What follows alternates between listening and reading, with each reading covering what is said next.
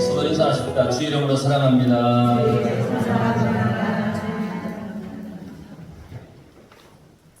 예수님께서 이 땅에 오신 이유는 십자가의 보혈로 우리의 모든 죄를 용서하시고 우리에게 영원한 생명을 주기 위해서입니다.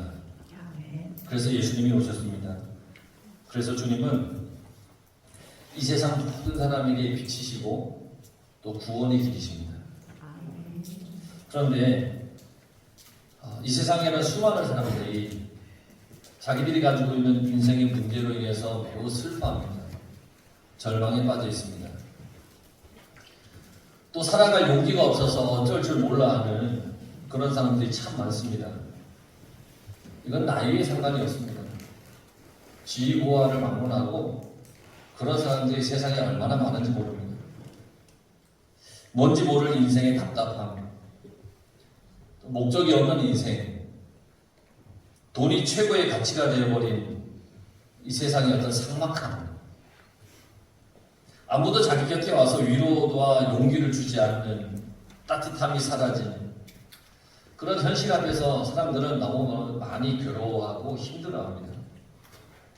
그런데요, 하나님을 믿는 우리들은 그에 비해서 참 행복한 사람들입니다.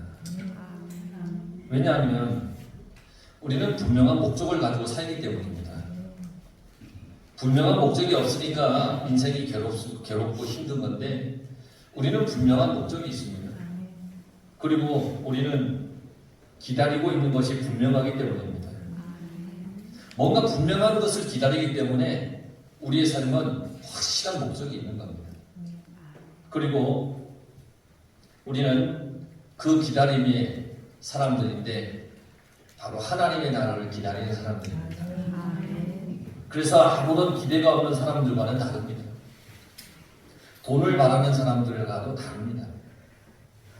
자고 일어나면 없어질 세상의 것을 추구하는 그런 사람들과는 다릅니다. 우리는 영원한 것을 바라는 사람들이에요. 그래서 우리의 삶은 지루한 듯 보이지만 그 속에는 어떤 강렬한 기다림이 있습니다. 하나님의 나라를 기다리는 그 기다림이 있습니다. 하나님입니다. 주님께서 다시 이 땅에 오셔서 믿는 자와 믿지 않는 자를 심판하신다고 하셨기 때문에 우리는 주님이 오실 때까지 우리의 신앙을 지키면서 그때를 기다리는 분명한 목적을 가지고 지금도 살아가고 있는 것입니다. 그래서 우리는 우리의 삶을 함부로 할 수 없는 겁니다. 조금 힘들다고, 조금 괴롭다고, 조금 어렵다고 내 삶을 어떻게 함부로 할 수 없는 겁니다. 우리는 하루하루 최선을 다해서 살아야 됩니다. 주님의 그 나라를, 하나님의 나라를 기다리는 마음으로 하루하루 최선을 다해서 살아야 됩니다. 우리 다시 한번 인사할까요? 당신의 삶에 최선을 다합시다. 당신의 삶에 최선을 다합시다. 할렐루야. 최선을 다합니다. 왜냐하면 목적이 있기 때문에 최선을 다하는 거예요. 오늘 성경에 보면 시므온과 안나라고 하는 사람이 나옵니다. 이들은 뭔가를 기다렸어요. 그들의 기다림과 또 주님께서 이 땅에 오셔서 우리를 위해 하실, 그리고 지금도 여전히 그 일을 하시는 그 위대함을 우리가 살펴보면서 우리도 지금 주님을 기다리면서 사모하는 영, 그 영을 또한 그런 삶을 여러분 살아가시기를 간절히 바랍니다. 예수님이 이 땅에 오셨잖아요. 요셉과 마리아를 통해서 그 부부를 통해서 하나님이 예수님을 이 땅에 보내주셨잖아요. 그 요셉과 마리아는 아주 경건한 사람이었습니다. 그 시대에 행한 그 율법을 지키는 사람들이었어요. 너무 경건했어요. 그래서 예수님께서 태어난 지 얼마 되지 않아서 정결 예식을 위해 예수님을 데리고 예루살렘에 갔습니다. 모세의 율법에 보면 남자아이가 태어난 지 40일이 지나면 예루살렘 성전에 데려가서 제사를 드려야 됐습니다. 그러니까 예수님이 태어나서 이 모세의 율법대로 정결 예식을 위해 예수님을 데리고 예루살렘에 간 겁니다. 성전에 갔습니다. 출애굽기 13장 2절에 보면 이스라엘 자손 중에서 사람이나 짐승을 막론하고 태에서 처음 난 모든 것은 다 거룩히 구별하여 내게 돌리라. 이는 내 것이라 하시니라. 하나님이 하신 말씀입니다. 출애굽 당시에 애굽의 모든 첫것, 장자, 가축의 첫것 할 것 없이 다 죽임을 당했습니다. 출애굽 당시. 하지만 이스라엘의 그 집은 또 이스라엘 집의 어린 양의 피를 문설주에 바른 그 집의 모든 첫것, 장자와 모든 가축의 첫것에는 그 해를 당하지 않았습니다. 그래서 하나님께서 이스라엘에게 말씀하셨습니다. 처음 것은 다 내 것이다. 내가 너희의 집안의 처음 것, 장자를 비롯한 처음 것을 다 살려줬지, 처음 것은 다 내 것이다. 이렇게 하나님께서 말씀하셨습니다. 그래서 요셉과 마리아는 그 율법의 말씀을 따라서 예수님을 데리고 정결 예식을 위해 예루살렘에 간 겁니다. 하나님의 말씀을 다 따르고 순종하기 위해 그렇게 했습니다. 이처럼 예수님의 부모가 된 요셉과 마리아는 매우 경건한 사람이었습니다. 오늘날로 얘기하자면 이게 어떤 이야기냐? 하나님께 예배드릴 시간이 되면 어김없이 하나님 앞에 나와서 예배를 드렸다는 겁니다. 요셉과 마리아가. 그래서 아이가 태어나면 여지없이 이 아이를 데리고 하나님 앞에 나와서 예배를 드렸다는 겁니다. 아무리 세상의 일로 바쁘게 산다 할지라도 하나님께 드려야 할 시간을 철저히 구별해서 그 시간은 세상 없어도 하나님께 드렸다는 겁니다. 요셉과 마리아가 그랬다는 겁니다. 그러니까 여러분, 이런저런 핑계대고 예배 시간을 빠지는 게 아니라 오히려 이런저런 핑계로 하나님 앞에 나오시기 바랍니다. 거꾸로 하면 안 됩니다. 이런저런 핑계로 안 나오려고 하는 게 아니라 이런저런 핑계로 빠지지 말고 오히려 이런저런 핑계를 대서라도 하나님 앞에 나오시기 바랍니다. 마리아와 요셉은 그런 사람이었습니다. 가끔 이런 사람이 있어요. 종종 예배 시간을 빠지면서 저한테 용서해달라고 용서를 구하는 사람이 있습니다. 여러분 제발 그러지 말아주십시오. 저도 시험이 됩니다. 그 예배 시간에 빠진다고 저한테 용서를 구한다고 제가 용서해 줄 수 있는 저한테 고난이 없습니다. 그러니까 저를 시험에 들게 하지 마시고 하나님 앞에 드려야 할 시간을 만약에 어기고 저한테 용서를 구하면 저는 굉장히 곤란해집니다. 하나님 앞에 제가 어떻게 기도하겠습니까? 하나님, 이 성도가 이런저런 핑계로 빠진다는데 용서해 주십시오. 제가 그렇게 기도해야 됩니까? 그러지 않습니다. 저는 그렇게 얘기를 하면 저는 이렇게 기도합니다. 하나님, 절대로 빠지지 못하게 저런 핑계로 나오게 해주십시오라고 기도할 수밖에 없습니다. 여러분들의 모든 관심과 생각을 우선 하나님께 맞추시기 바랍니다. 하나님, 이게 우선이 되어야 됩니다. 그렇게 우리의 관심과 생각이 하나님께 맞춰지면 예배 시간에 대해서 고민할 것도 없어요. 염려할 것도 없고 불안해할 것도 없고 초조할 것도 없어요. 왜냐하면 하나님께 우선순위가 맞춰져 있기 때문에 나와야 되는 것이기 때문에 염려할 것도 없다라는 거예요. 요셉과 마리아는 그들의 삶의 중심이 하나님의 말씀대로 하는 거였습니다. 하나님의 말씀대로 하는 거. 그렇기 때문에 하나님께서 예수님의 탄생을 요셉과 마리아에게 맡기신 것 아니겠습니까? 하나님 말씀에 철저히 순종하는 사람이었기 때문에 예수님을 요셉과 마리아의 집안에 태어나도록 맡기셨다는 거예요. 하나님을 향한 경건한 삶을 살 때 지금도 하나님께서는 우리를 통해 아주 귀한 일을 이루어 주시고 놀라운 기적을 보게 하시고 그런 사람이 축복의 통로가 되도록 세워주십니다. 여러분 모두가 축복의 통로가 되길 바랍니다. 하나님 앞에 내가 경건하게 살아서 이 요셉과 마리아가 율법대로 행한 또 한 가지가 있는데 그게 뭐냐면 정결 예식을 예수님을 정결 예식에 참여하는 것 그리고 그 다음에 뭐가 있었냐면 제물을 드리는 것이 있었습니다. 레위기는 레위기 성경에 보면 하나님 앞에 나올 때 어떤 것을 드려야 할지 그 제물에 대해서 자세하게 기록을 해놨습니다.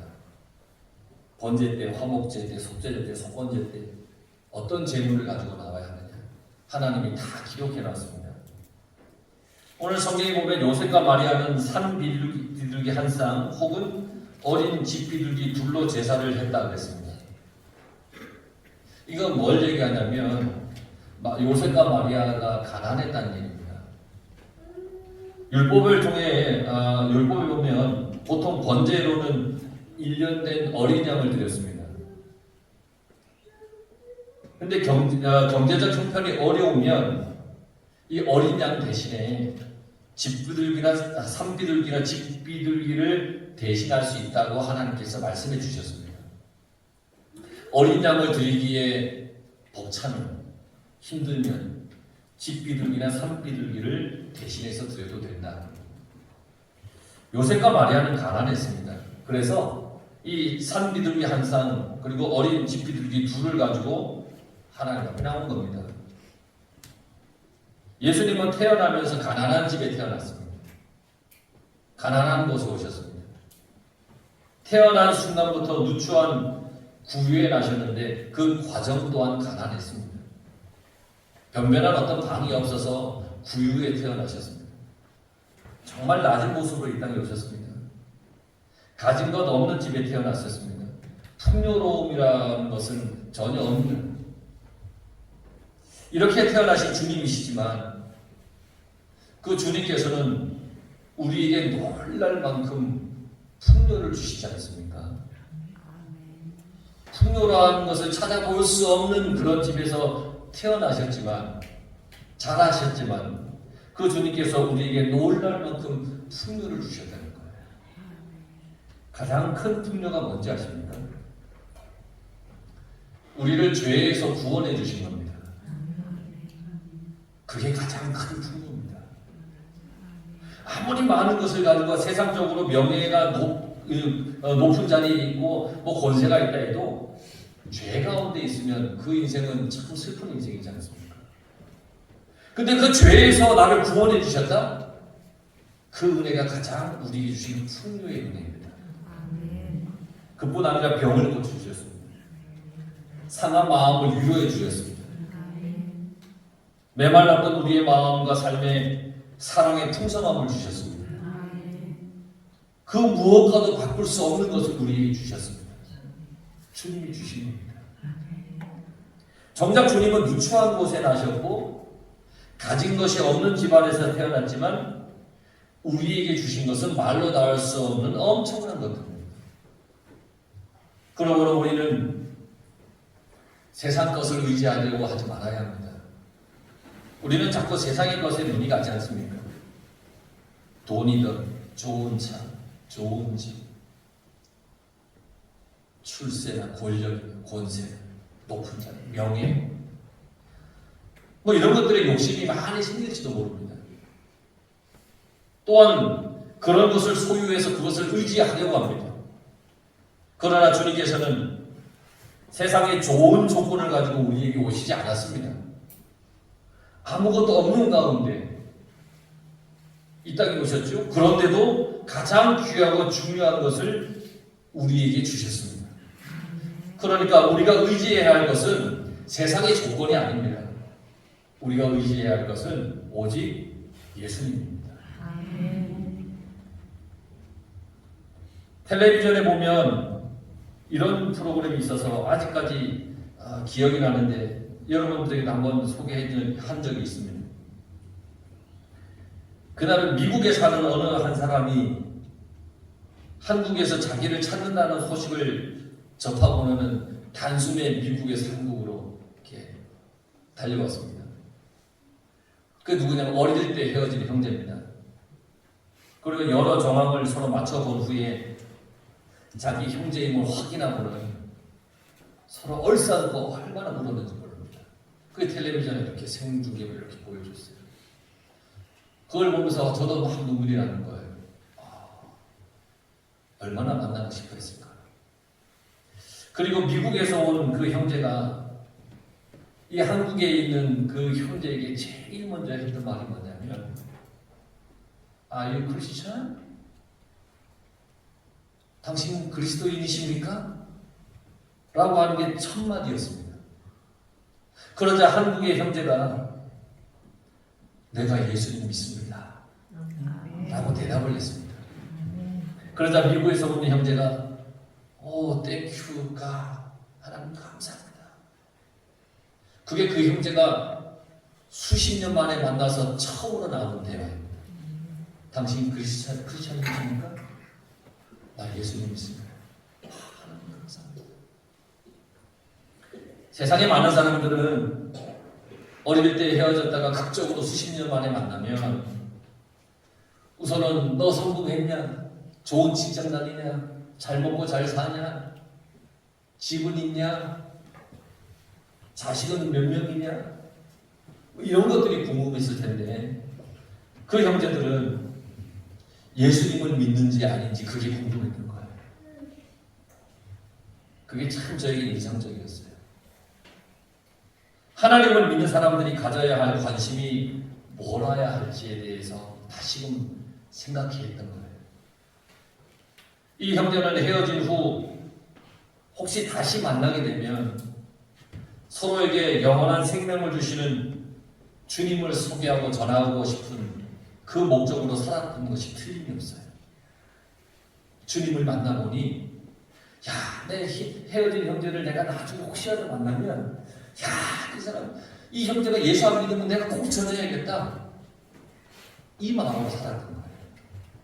그래서 그들은 서로 만나야 할 목적이 분명히 있었던 거였어요.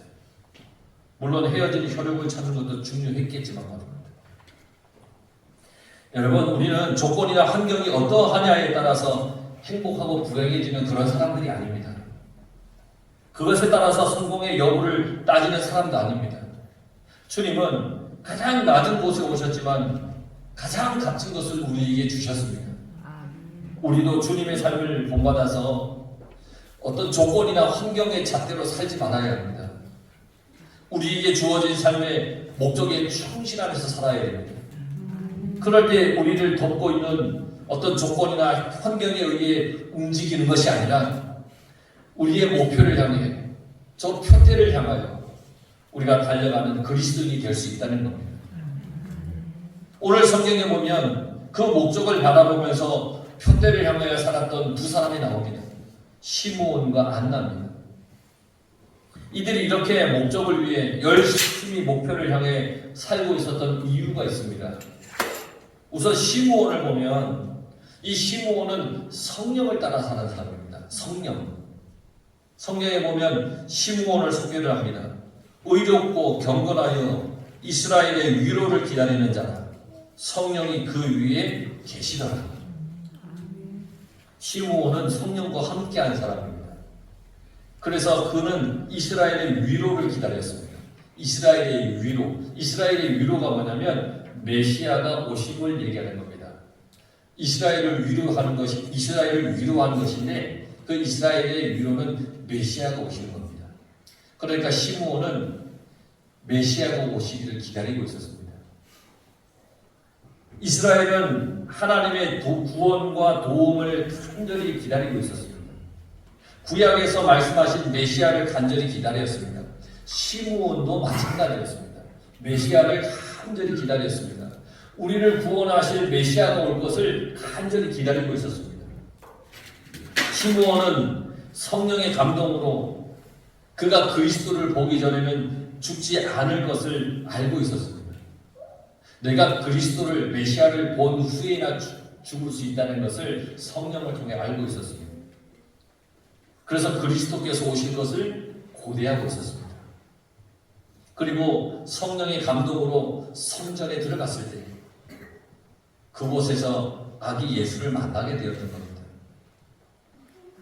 이 시므온이라는 사람은 성령이 사로잡혀 있던 사람입니다. 그래서 성령을 의지할 수 있었고 그 성령을 의지함으로써 그리스도를 기다릴 수가 있었습니다. 만약 성령이 함께하지 않았다면 아마 그리스도를 기다리는 걸 포기했을 수도 있습니다. 근데 성령의 사로잡혀 있었기 때문에 그리스도가 올 것을 또 그리스도를 기다리는 그 마음을 가지고 살 수 있었다는 겁니다. 그러나 여러분 포기하지 않았던 이 시므온의 사명, 그의 삶의 목적은 그리스도를 기다렸다가 그리스도를 증거하고 전하는 것이었습니다. 그래서 그는 자기의 인내, 자기의 노력이 아니라 성령의 인도를 통해서 그리스도께서 오심을 기다릴 수가 있었다는 겁니다. 우리가 이 땅에서 신앙생활 하는 것은 나의 노력과 의지 물론 있어야겠지만 그것보다 더 있어야 될 건 뭐냐? 성령의 충만함입니다. 내가 내 신앙을 지킬 수 있는 것은 성령이 나에게 충만히 있어야 됩니다. 아무리 노력하고 의지력을 가지고 있다 하더라도 성령의 인도하심이 빠져나간다면, 내 속에 성령이 없다면 결코 우리는 죽는 그날까지 신앙을 지킬 수 있을까 하는 의문으로 살아갈 수밖에 없을 거예요. 삶의 수많은 위기와 시련 앞에서 인간이 견뎌낼 수 있는 한계, 그 한계는 분명히 있습니다. 그런데 우리의 삶이 철저하게 성령의 인도함을 따른다면 어떤 위기와 시련이 와도 성령은 헤쳐나갈 길을 보여주시고 지혜를 주십니다. 왜냐하면 성령은 우리의 모든 것을 다 알고 계시기 때문입니다. 나는 모르지만 성령은 이미 우리가 어떻게 해야 할지를 다 알고 계시기 때문에 우리는 반드시 성령 충만해야 됩니다. 그게 내가 살아갈 길입니다. 성령 충만했던 시므온은 그리스도를 성령을 통해 알아봤습니다. 예수님을 보는 순간 성령을 통해서 이분이 오신 메시아이시구나, 이걸 알아보게 되었다는 겁니다. 그리고 예수님의 사역이 무엇인지도 알 수 있었다는 겁니다. 그리스도께서 구원을 위해 속죄 제물이 될 것을 알았다는 겁니다. 그리고 그 구원은 만민에게 주어지고 모든 사람이 구원의 대상이 되는 것을 알게 되었다는 겁니다. 성령이 깨닫게 해주신 겁니다. 시므온이 그리스도를 만나서 그의 사역을 예언하는 것은 성령을 통해서입니다. 우리 성도들이 성령 충만하기를 간절히 바랍니다. 성령을 여러분들의 마음속에 모시기를 간절히 바랍니다. 성령께서 주시는 여러분들의 삶의 목적을 한시도 놓치지 마시기 바랍니다. 또 한 사람이 있죠. 안나입니다. 오래전 과부가 된 이후에 성전을 떠나지 않고 주야로 금식하며 기도하였습니다. 그는 하나님을 섬겼습니다. 성전을 떠나지 않고 주야로 금식하며 기도했다고 하는 것은 시므온과 똑같이 경건한 사람이었다는 겁니다. 경건한 사람, 하나님 앞에 경건한 사람. 그리고 시므온이 전한 그리스도에 대해서 듣고 그리스도를 많은 사람에게 전하였습니다. 안나가 시므온이 전한 그리스도를 단번에 알 수 있었던 것은 그가 교회의 중심으로 경건한 신앙생활을 하며 거룩한 기도의 삶을 살았기 때문에 단번에 알 수 있었다는 겁니다. 여러분, 전에 하나님의 말씀이 선포될 때 그 말씀이 단번에 알아듣고 깨달아지는 역사가 있기를 간절히 바랍니다. 내 속에 성령이 충만하고 내가 경건한 하나님의 사람이라면 하나님께서 주시는 말씀을 단번에 알아들을 수 있는 겁니다. 내가 경건하게 기도의 삶을 살고 교회 중심으로 하나님 중심으로 열심히 살면 내 귀에 들리는 하나님의 말씀이 더욱 나의 믿음을 견고하게 하신다는 것을 알게 됩니다. 안나는 견고한 믿음으로 인해서 하나님 중심, 또 금식을 하며 기도를 하며 자기 삶의 목적을 위해 살 수가 있었다는 겁니다.